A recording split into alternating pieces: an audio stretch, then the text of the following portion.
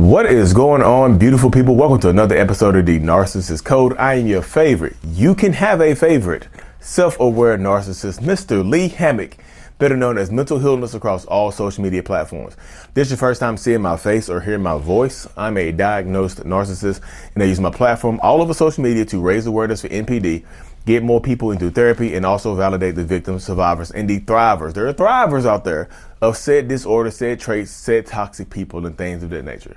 Today's episode is going to be about how does a narcissist feel on the inside? What's going on inside the mind of a narcissist? I know a lot of people, y'all follow me for the perspective of a narcissist. Y'all follow me for the perspective of a toxic person, whatever. I know.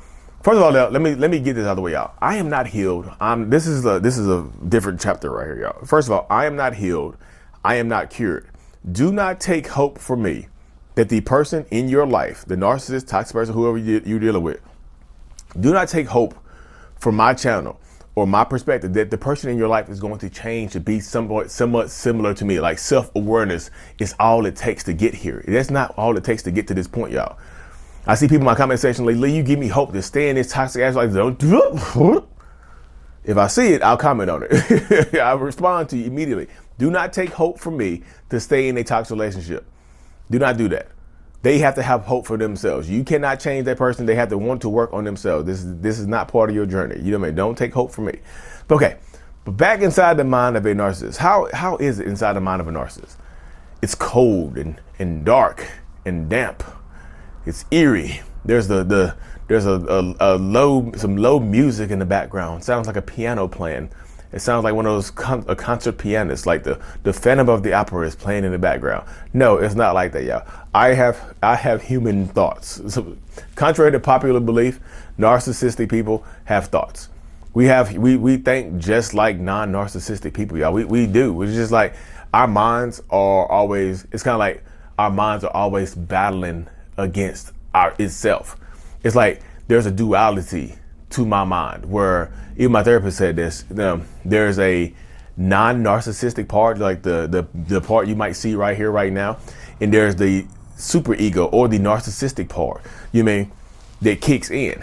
The narcissistic part is the part that where probably the dark traits come from, the dark thoughts come from, and things, the dark actions, the dark behaviors, the unnecessary behavior, the erratic behaviors, the rage, the defense mechanism. Because that's what I do feel like the narcissistic part of most narcissists is just self-defense.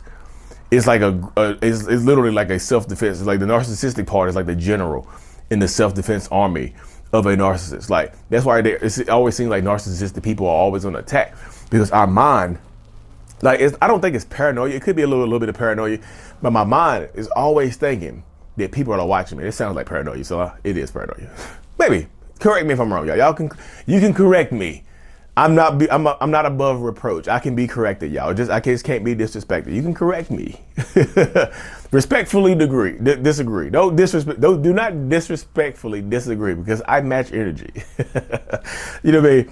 But seriously, it's just like, I think the world is against me.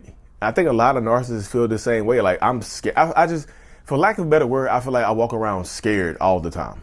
You know what I mean? I feel like I walk around not scared like somebody's gonna hurt me, because I can throw these things a little bit, right? I throw these I can shoot the fisticuffs a little bit. I can look at these punches. I can throw the fisticuffs a little bit. I can do that. I feel like I walk around scared that people are always going to attack me. That people see me. I think that people see me for who I really am. I think people see me like. Instead of if y'all never see me in real life, I think people think I'm like, short but I'm 6'3", I'm 245 pounds, y'all. So I'm a pretty decent sized guy, but I'm always thinking around, like people are looking at me. I feel I might be 6'3", 245, but I feel like I'm 4'11", 130. I feel like a little dude inside of me. Maybe that's the inner child. Lee, that's the inner child right there. You just describe your inner child. That's who you really are, but I feel like the world sees me as vulnerable. Instead of this big dude walking around, with a smile, I always smile. I think I don't want the world to see me as this vulnerable person. You know what I mean? As this person that my chest is open to be hurt or harmed and things of that nature. I don't want the world to see me that way. So I walk around paranoid as hell that the world sees my vulnerability. Like the people outside see my vulnerability. Like my friends and family see my vulnerability. So I have to throw up a shield of confidence. Like a lot of narcissistic people do. You see a lot of narcissists throw up this shield of overconfidence. Like they're super confident people. But right beneath that confidence layer is, are insecurities. Like the confidence of a narcissist is damn near plastic bag thin. Is you can, you can't really, it's translucent. You can't really see through it, but you can poke through it really, really easily. You know what I mean? It's like plastic bag thin. My confidence, it might look like I'm super confident because I'm on camera all the time. I'm funny. I do all these videos and stuff like that, but I'm really insecure. I'm really super guarded. Like a lot of narcissistic people are guarded. You know how and a lot of narcissists appear to be confident, appear to have this just exude this confidence in things like that, but they're really insecure people. I feel insecure. I feel scared. I feel diminutive. I feel timid. So I have to I don't want you to think that, because then you can hurt me. I need you to think that I'm somebody different. I need you to think that I'm better than what I actually am. I need you to think I'm above where I actually am in life, or I'm headed in life, and things like that. You know what I mean? So a lot of inside my head, I'm scared as hell. But outside, I'm walking around chest out, chilling. You know what I mean? I'm walking around like that. But internally, I'm battling with myself. And I'm battling with my identity consistently. Who am I? You know what I mean? Am I this person or am I that person? My therapist is like, why can't you be both? Why do you have to be one or the other? Why do you keep you're battling yourself, asking yourself these questions like, who am I?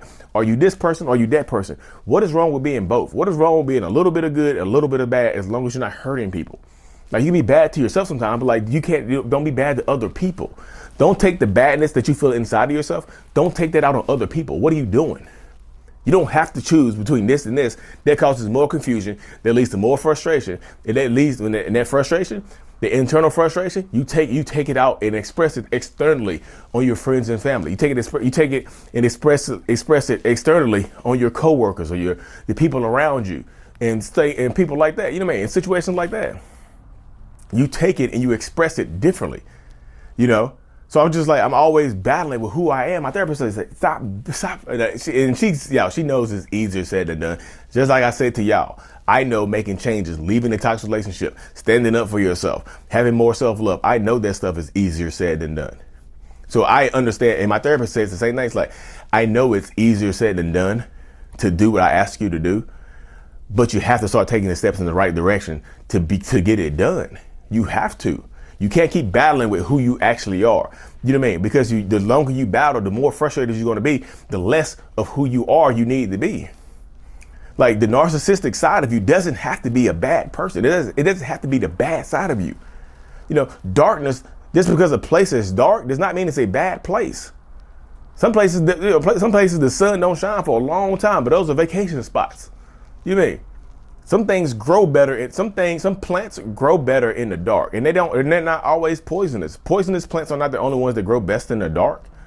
You know what I mean? Just because there's darkness there does not mean that it has to be evil. Does not mean that it has to be badness. I'm battling. I'm just because it's dark on this side, just because I called it my shadow person, doesn't mean that the shadow person, the narcissistic side, has to be a bad person.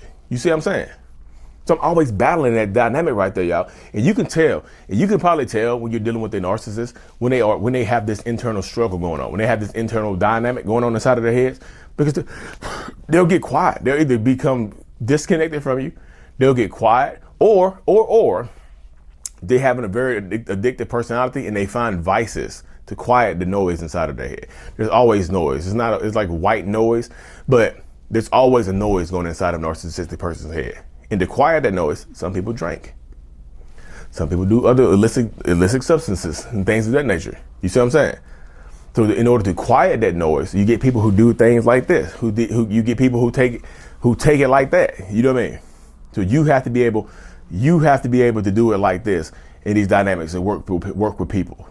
Or you're going to end up hurting yourself and losing yourself in a lot of these situations. You know what I mean? So you have to protect yourself. You have to guard yourself against a narcissistic person that especially if you see that they're feeling disconnected from you. If you see that they're being disconnected from you, or they're being distant from you, you might need to stay away from that person for a little while, y'all. Or, I mean, you can talk to them, try to let them know you be there for them and things of that nature. Say, hey, look, I'm here for you if you need me. Don't go into details. Don't ask them what's wrong, because people typically, they don't want to talk to you, you know. But internally, like inside the narcissist's mind, y'all, it is a lot of turmoil. It's hardly ever any peace. I want peace. And sometimes the best way to get that peace is to drink a little bit. You drink a little bit, mind clear, and things. I can't even, it gets to the point where my thoughts flow so much, I can't even meditate. I tell this to people all the time. They're like, do you meditate? I told my therapist, have you ever tried meditation? I'm like, yep, I tried meditation. It doesn't work for me because I cannot stop the voices in my head. So what I've done is I take advantage of the voices in my head now. I take advantage of the noise. I just let it flow. Instead of meditating, I do what I call free thinking. Or I just go instead of trying to meditate for 10, 15 minutes, I'll set my alarm for 10, 15 minutes and free think. I'll get in a position like you were meditating and I just let my thoughts flow. I don't hold anything back. I let all of them flow to get them out of my system, because I have to let my thoughts flow because there's a lot of turmoil. There's a lot of baggage. There's a lot of stuff going inside of my head that I wish I could stop. I wish I could shut it up. I wish I could shut it down, but I can't. You know what I mean? I can't. But that's how it goes. That's the dynamic. That's how it goes. That's how it plays out a lot of times in these situations when you're dealing with narcissistic people, that we can't shut it down.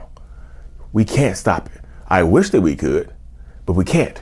You know what I mean? I wish we could. Like I said, I'm not doing this video to get you to feel sorry for the narcissistic person in your life. I don't want you to do that, because that right there could just lead to more turmoil and more. Don't feel sorry for narcissistic people, y'all.